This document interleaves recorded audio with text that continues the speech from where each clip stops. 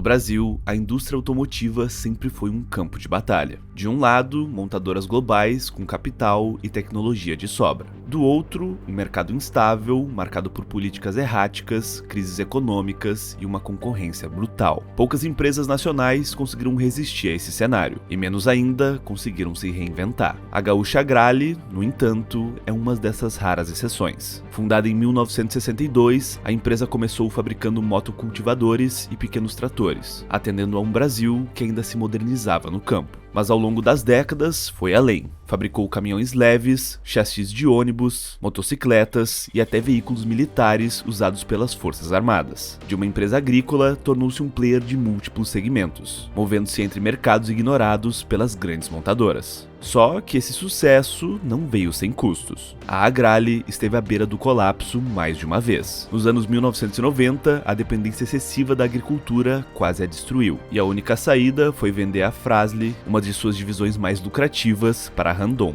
Entre 2014 e 2016, uma nova crise no setor automotivo evaporou 2/3 de seu mercado, obrigando a empresa a demitir milhares de funcionários e rever completamente sua estratégia. No vídeo de hoje, vamos contar a trajetória da Agrale, a gigante gaúcha que sobreviveu a crises devastadoras, reinventou seu negócio diversas vezes e se tornou referência em tratores, ônibus e veículos militares no Brasil. Mas antes, por favor, não se esqueça, já deixa teu like no vídeo, se inscreve no canal e ativa as notificações. Toda semana, as curiosidades mais interessantes do mundo dos negócios você encontra aqui no Curioso Mercado.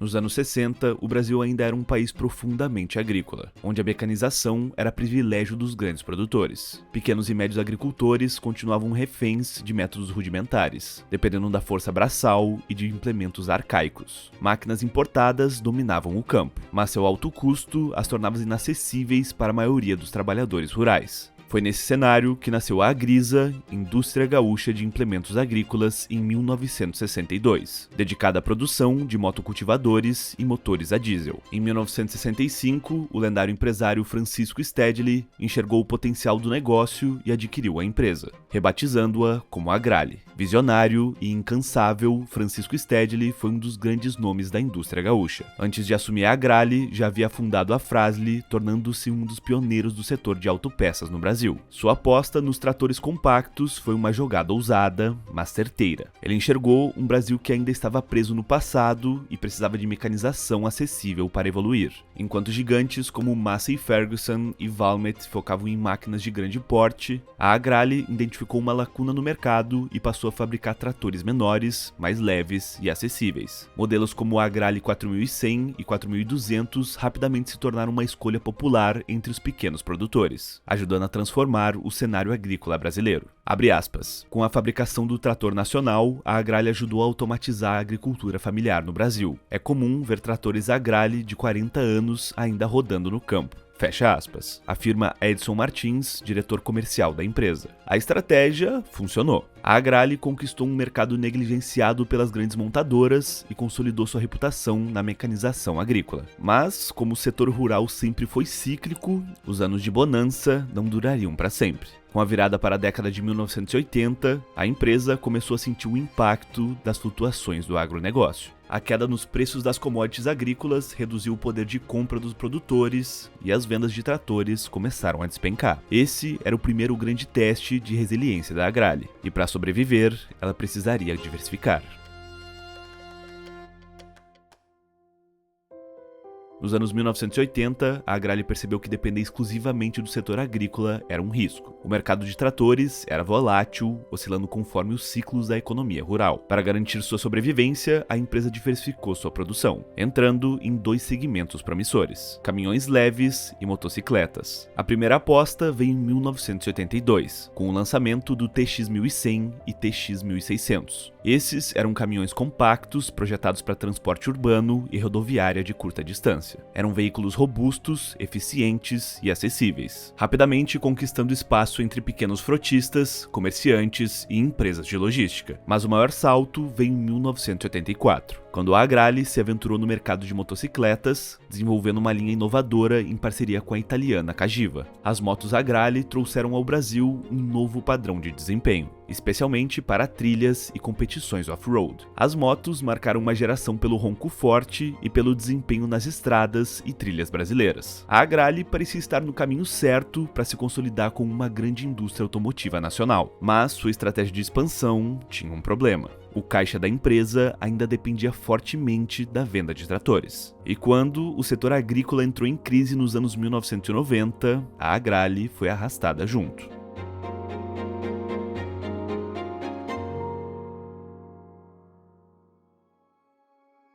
Nos anos 1990, a agricultura brasileira foi severamente impactada por inflação, juros altos e queda nos preços das commodities. Pequenos e médios produtores, que representavam a base de clientes da Agrale, simplesmente pararam de comprar tratores. Como 70% do faturamento da empresa ainda vinha do setor agrícola, o efeito foi devastador. Os pátios ficaram lotados de tratores e caminhões encalhados, e a empresa mergulhou em uma grave crise financeira. Sem capital de giro e acumulando dívidas, a família Stedley tentou vender a Agrale, mas não encontrou compradores. O único ativo que despertou interesse no mercado foi a Fras-le, divisão do grupo especializada em pastilhas de freio e autopeças, responsável por mais de 60% do faturamento. Foi uma decisão amarga, mas necessária. Em 1996, a Fras-le foi vendida para a Randon, outro gigante gaúcho do setor automotivo. Com o dinheiro da venda, a Agrale pagou suas dívidas e conseguiu um fôlego para recomeçar, mas saiu profundamente enfraquecida. A empresa agora tinha apenas duas opções: desaparecer ou se reinventar mais uma vez. E ela escolheu a segunda opção.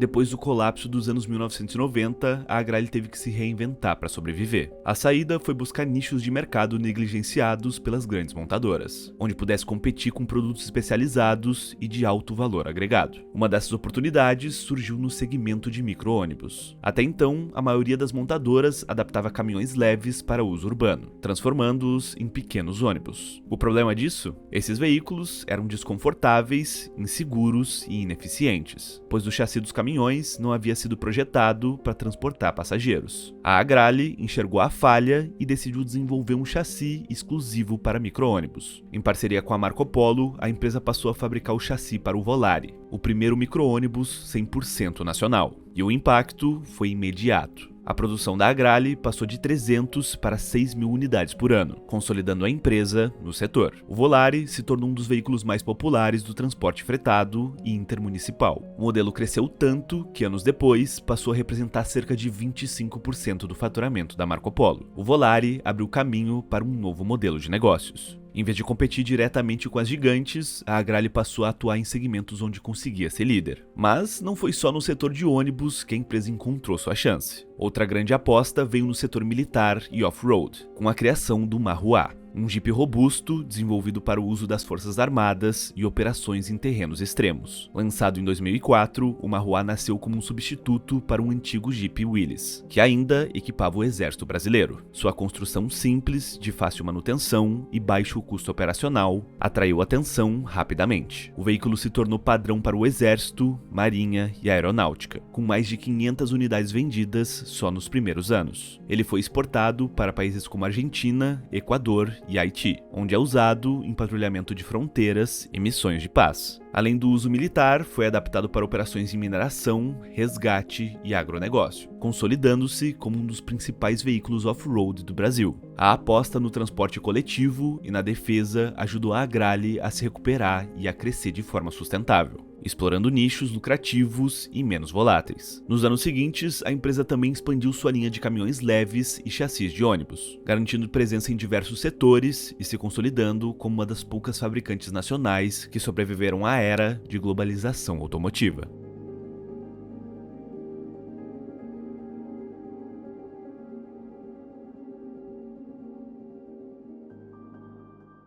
O início da década de 2010 foi um dos períodos mais prósperos da história da Agrale. Com o mercado aquecido e políticas de incentivo do governo, a empresa bateu recordes de produção e faturamento, ultrapassando a marca de R$ 1 bilhão em receita anual. Um dos grandes responsáveis por esse crescimento foi o Programa de Sustentação do Investimento, lançado pelo governo federal para substituir a compra de veículos comerciais. O programa permitia que empresários comprassem ônibus, caminhões e tratores com juros extremamente baixos e financiamento de 100%, o que fez as vendas dispararem. Mas essa euforia durou pouco. O PSI gerou uma super oferta de veículos, inflando artificialmente o mercado. Quando os incentivos acabaram, em 2013, a bolha estourou. Entre 2013 e 2016, o mercado de caminhões no Brasil despencou 67%. O setor de ônibus caiu mais de 60%, impactando fortemente as vendas da Agrale. A empresa, que havia chegado a 2.400 funcionários, teve que cortar 2/3 da força de trabalho, reduzindo sua equipe para 800 pessoas. Os números foram devastadores.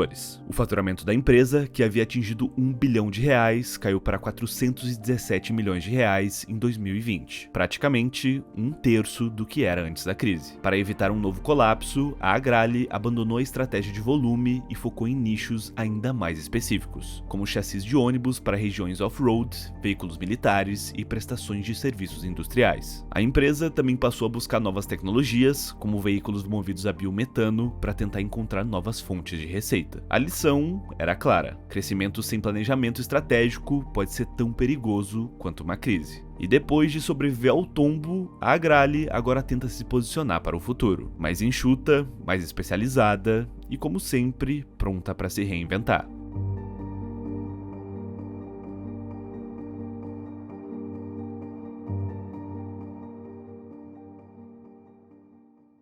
A história da Agrale é marcada por ciclos de ascensão e crise, mas, acima de tudo, por resiliência e reinvenção. Enquanto a maior parte das montadoras nacionais não resistiu às mudanças do mercado, a Agrale soube se adaptar, encontrando oportunidades onde gigantes globais não enxergam valor. Após superar o colapso entre 2013 e 2016, a empresa adotou uma estratégia mais conservadora, focando em segmentos altamente especializados. Esse modelo se mostrou acertado. Em 2023, a Agrale alcançou 827,6 milhões de reais em receita líquida, seu melhor desempenho desde 2015. Hoje, a empresa mantém sua posição no mercado de tratores compactos, chassis de ônibus e veículos militares, além de apostar em novas tecnologias sustentáveis, como os ônibus movidos a biometano. Apesar dos desafios do setor automotivo, a Agrale segue fiel à sua filosofia: explorar nichos, inovar com eficiência e permanecer independente. Em um Brasil onde fabricantes nacionais raramente sobrevivem à concorrência global, a Agrale continua uma exceção à regra. Mas, e você? Conhecia a história da Agrale? Escreva aqui nos comentários o que você achou desse vídeo. E também não esquece de deixar sua sugestão para o próximo vídeo. Se você quer conhecer outra história sobre o setor automotivo, aqui no canal nós temos um vídeo sobre o império dos donos da Fiat. É só clicar no vídeo que está aparecendo aí na tela e assistir. E fica aqui também a sugestão sobre a história do lado empresário de Ayrton Senna, contando como ele trouxe a Audi para o Brasil. Curioso Mercado, conteúdo para quem tem conteúdo.